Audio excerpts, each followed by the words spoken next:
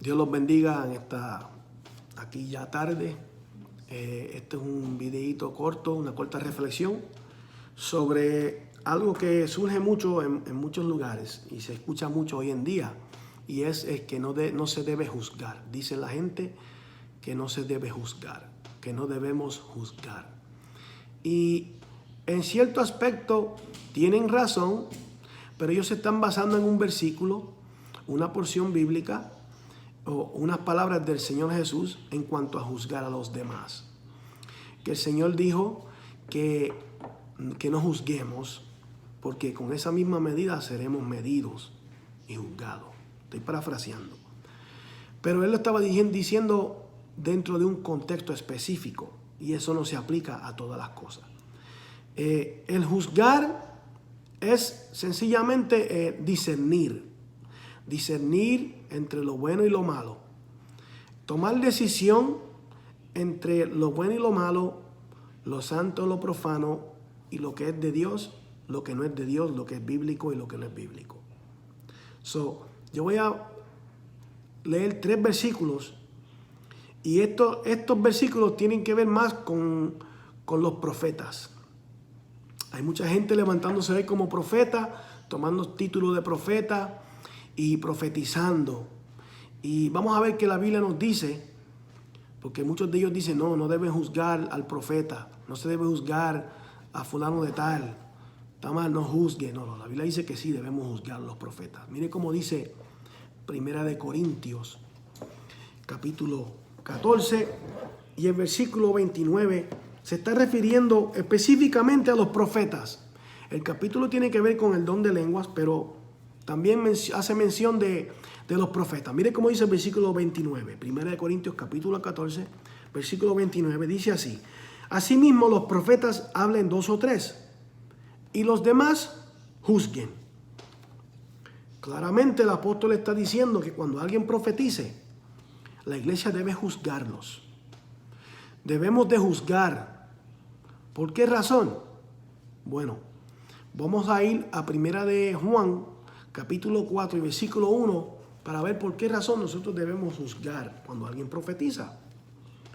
Dice así, Primera de Juan, capítulo 4 y versículo 1. Mire cómo dice. Dice: amados, no creáis a todo espíritu, sino probad los espíritus si son de Dios, porque muchos falsos profetas han salido por el mundo. Claramente, el apóstol está diciéndonos, primeramente, que no creamos a todo espíritu. Mire, la profecía va a venir de uno de 2 espíritus. O va a venir del espíritu de Dios, o va a venir del espíritu del anticristo, del espíritu de la falsedad. Por eso él dice, no creáis a todo espíritu, sino probad los espíritus si son de Dios. ¿Por qué? Y él dice, porque muchos falsos profetas han salido por el mundo. Nosotros tenemos la responsabilidad, el derecho y el respaldo bíblico de juzgar al profeta y a la profecía. Yo puedo comprobarle a usted por la escritura que el ministerio profético de los profetas, ese ministerio cesó. Yo no soy cesacionista, yo creo en los dones del Espíritu, yo creo en el don de profecía, pero el don de profecía que enseña el Nuevo Testamento, no el Antiguo Testamento. Hoy en día hay mucha gente diciendo profecías y toman el nombre de Dios y dicen, así dice Jehová, cuando ese tipo de profecía ya no existe. Ese ministerio profético cesó. Se lo puedo comprobar por la escritura. Mire cómo dice Hebreos capítulo 1 y versículo 1. Mire cómo dice ahí. Voy a ponérmelo a espejuelo. Dice, Dios, habiendo hablado muchas veces y de muchas maneras en otro tiempo a los padres por los profetas. Vamos a pausar ahí, ese primer versículo. Dice que Dios habiendo hablado, o sea, hablando en términos del pasado. Dice, habiendo hablado muchas veces y de muchas maneras, en otro tiempo a los padres por los profetas. Ve cómo dice que eso era en el pasado que él hablaba por profeta. Verso 2. En estos postreros días, o sea, en este tiempo, nos ha hablado por el Hijo, a quien constituyó heredero de todo y por quien asimismo hizo el universo. Quiere decir eso, que la última palabra de Dios